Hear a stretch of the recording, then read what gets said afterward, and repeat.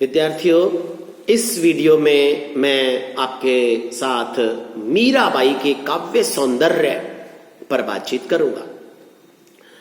मीराबाई कृष्ण भक्ति धारा की एक ऐसी कवित्री हैं जो कि कृष्ण को अपने पति रूप में स्वीकार करती हैं और इतना अधिक कृष्ण के प्रेम में पागल रहती हैं कि उनका खुद का कहना है कि लोग कहे मीरा भाई भावरी, न्यात कहे कुलनासी, बिसका प्याला राणा जी भेजा, पीवत मीरा हंसी। हर बाधा को पार करने के लिए वे तैयार हैं। मीरा के काव्य की भाषा राजस्थानी है, जिसमें ब्रज भाषा का भी प्रभाव हम देखते हैं और इसके अलावा कहीं कहीं गुजराती के शब्दों को भी हम देख पाते हैं। फिर भी हम मीरा की भाषा मन के भावों के अनुसार काम करती हुई देखते हैं। उनकी भाषा को भावानुवर्तिनी यानी भावों के अनुरूप स्वरूप धारण करने वाली कहा जा सकता है। भाषा जब भावों का अनुकरण करती हुई काम में ली जाती है तो उसमें भाव प्रवणता, प्रवाहशीलता, सहज अलंकृति और संगीतात्मकता का प्रयोग भी देखने को मिलता है। मीरा की भाषा में भावानुवर्ती जो गुण हैं वो इन्हीं कारणों से आ गए हैं। प्रवाह भाषा का प्रमुख गुण माना जाता है। मीरा की भाषा में भावात्मकता है, इसीलिए वह प्रवाहपूर्ण बनी हुई है। वे अपने संगीत ज्ञान का प्रयोग करती हुई ऐसे शब्दों का प्रयोग करती हैं जिससे उनकी भाषा भावों के अनुरूप भाव और आकार ग्रहण करती हुई चलती है।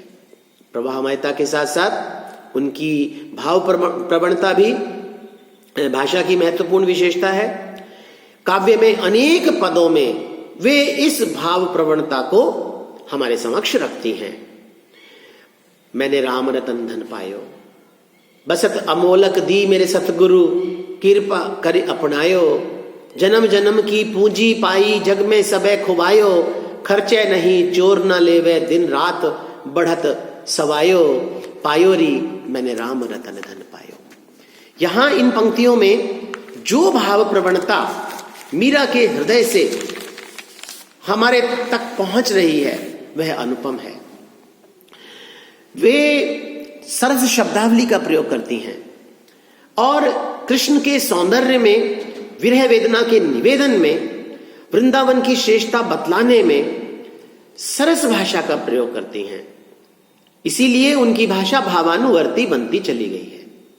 उदाहरण मैं आपके सामने रखता हूं।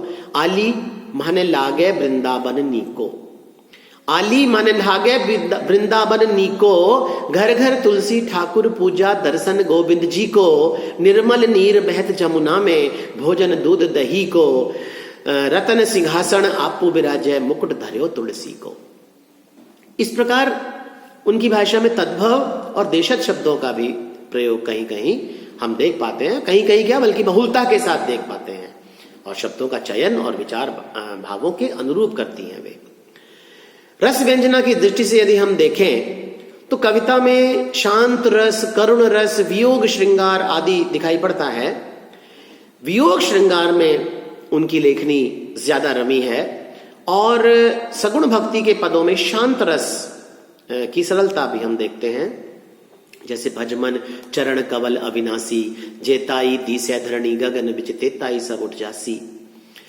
लेकिन जब हम वियोग की बात करते हैं तो पूर्व राग, मान, प्रवास और करुण, विरह के चारों रूप, चारों अवस्थाएं, मान वर्षा का विरह मीरा में उपलब्ध नहीं होता, बाकी शेष तीनों प्रकार के विरह सहजता से मिल जाते हैं। विरह की 10 दशाएं, चिंता, अभिलाषा, स्मृति, गुण कथन, उद्वेग, प्रलाप, मूर्छा, जड़ता, उन्माद, मरण। सबसे ज्यादा यदि हम देखें तो अधिकांश अवस्थाएं इनके विरह में मिलती हैं। मिलन की उत्कंठा का भाव मीरा के पदों में सबसे ज्यादा है। अपने प्रियतम को संदेश भेजती हैं, संदेशों के आदान प्रदान का प्रयत्न भी करती हैं और विरह व्यथा को कम करने के लिए सबसे महत्वपूर्ण वे संदेश को ही मानती हैं। मन हल्का हो जाता है। कोई कहियो रे हरि आवन की मन भावन की, आप न आवे लिख नहीं भेजे, बाण पड़ी ललचावन की। इस प्रकार के पद हम देख पाते हैं। वियोग श्रृंगार के पदों की दृष्टि से देखें तो मीरा का काव्य भरा पड़ा है। तनक हरि चित्त वो जिम्हारी ओर, हम चित्तवत तुम चित्तवत नाही, दिल के बड़े कठोर, म्हारी आशा चितवन तुमरी और न दूजो ठोर, तुमसे हमको तो तुम ही हो, हमसी लाख करोड़, तनिक हरि चितवो जिम्हारी ओर। अलंकार विधान के दृष्टि से यदि देखें तो अलंकारों की सुंदर छटा हमें मीरा की कविता में दिखाई पड़ती है। अनुप्रास, उपमा, रूपक, अन्योक्ति, उत्प्रेक्षा, पुनरुक्ति, प्रकाश अलंकारों का बहुत सुंदर प्रयोग भी करती हैं। जैसे अनुप्रास का देखिए एक उदाहरण, हम चित्तवत तुम चित्तवत नाही, दिल के बड़े कठोर। ऐसे ही पुनरुक्ति प्रकाश का एक उदाहरण मैं रखता हूं। संतन ढिग बैठी बैठी लोक लाज खोई, असुवन जल सींची सींची प्रेम बेली बोई। रूपक का देखिए, भज मन चरण कवल अविनाशी, जेताई दी से धरनी गगन बिच, तेताई सब उठ जासी। काव्य गुणों की दृष्टि से देखें तो मीरा की कविता में प्रसाद और माधुर्य दोनों काव्य गुण बहुत अच्छी तरह से मिलते हैं। ओज गुण का प्रयोग उन्होंने ना के बराबर किया है। जैसे हरि तुम जनो हर की पीर, द्रौपदी की लाज राखो, तुरत बढ़ायो चीर। ये प्रसाद गुण का उदाहरण है। बसो मेरे नैनन में नंदलाल, मोहनी मूरत सांवरी सूरत, नैना बड़े विशाल। माधुर्य गुण हम इस पंक्तियों में देख पाते हैं। शैली की यदि हम बात करें तो कबीर की तरह हठ योग साधना युक्त और संत काव्य परंपरा के प्रभाव से युक्त भक्ति पद भी मीरा के हम देख पाते हैं कहीं कहीं। और इन पदों में उन्होंने रहस्यवादी शैली के पारिभाषिक शब्दों का प्रयोग किया। जैसे मैं गिरधर रंगराती सैया में गिरधर रंगराती, पंच रंग चोला पहन में झिरमट खेलन जाती। प्रतीकात्मक काव्य शैली का भी वे प्रयोग करती हैं। जैसे दूध की मथनियां बड़े प्रेम से बिलोई, दधी मथी घृत काढ़ी लियो, डाली दही छोई। गीति काव्य की दृष्टि से देखें तो मीरा का काव्य गीति काव्य की दृष्टि से सर्वथा उपयुक्त है। आत्माभिव्यंजना का स्थान बहुत महत्वपूर्ण गीति काव्य में रहता है और वह आत्माभिव्यंजना मीरा की कविता में दिखाई पड़ती है। मन के भावों को भाषा के माध्यम से सहज रूप में प्रकट करने में मीरा सिद्धहस्त थी। अपने ही जीवन की परिस्थितियां वे अपनी कविता में मुखरित करती हैं। दो प्रकार की भावनाएं हमें मिलती हैं, एक अनुरागमयी और एक विषादमयी।